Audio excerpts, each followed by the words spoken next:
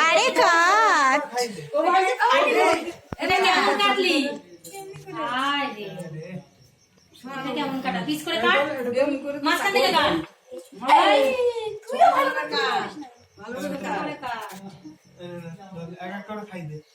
দে দাদাকে দে দাদাকে দে তুই নে আগে বুনুকে দে তুই দাদা ভাইকে খাই দিলি না